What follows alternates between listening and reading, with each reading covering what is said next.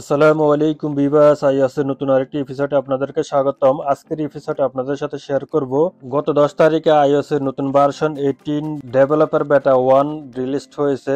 আর যারা আইওএসের নতুন version developer বেটা 1 ডাউনলোড করেছে বা ইনস্টল করেছেন আপনাদের আইফোনে, তারা আইওএসের নতুন ভার্সনের ডেভেলপার বেটা 2 আজকে রাত্রে রিলিজ হবে। দেখতে পাচ্ছেন জুনের 24 তারিখ থেকে 28 তারিখ, অর্থাৎ আজকে 24 তারিখ রাত্রে ডেভেলপার বেটা 2 রিলিজ হবে।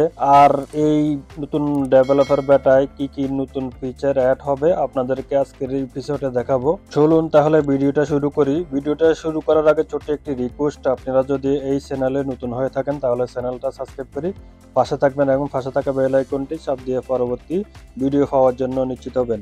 আইওএস এর নতুন ভার্সন 18 এর ডেভেলপার বেটা 1 এর অনেকগুলো ফিচার অ্যাড হয়েছে।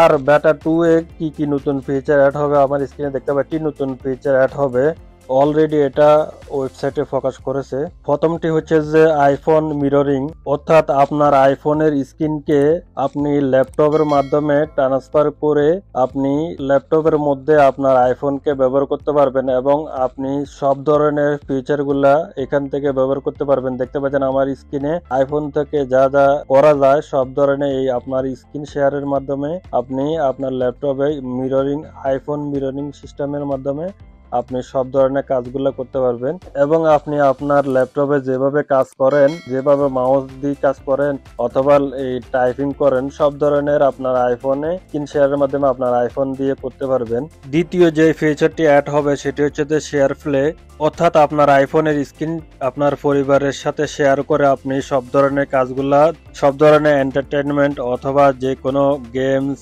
অথবা অন্যান্য সবকিছু আপনি আপনার পরিবারের সাথে শেয়ার করতে পারবেন শেয়ার প্লে এই সিস্টেমটি চালু করার মাধ্যমে। তাছাড়াও আপনার আইফোনের স্ক্রিনটা ল্যাপটপের সাথে শেয়ার করে বড় স্ক্রিনের মাধ্যমে আইফোনকে ল্যাপটপের সাথে সংযুক্ত করে আপনি আপনার আইফোনে সব ধরনের কাজগুলো করতে পারবেন, অর্থাৎ ল্যাপটপের মতোই। আর এই ফিচারগুলো শুধুমাত্র আইওএস এর নতুন ভার্সন 18 যারা ডাউনলোড করেছেন ইনস্টল করেছেন তারাই ব্যবহার করতে পারবেন। এই পর্যন্ত ভিডিওটা। আল্লাহ হাফেজ।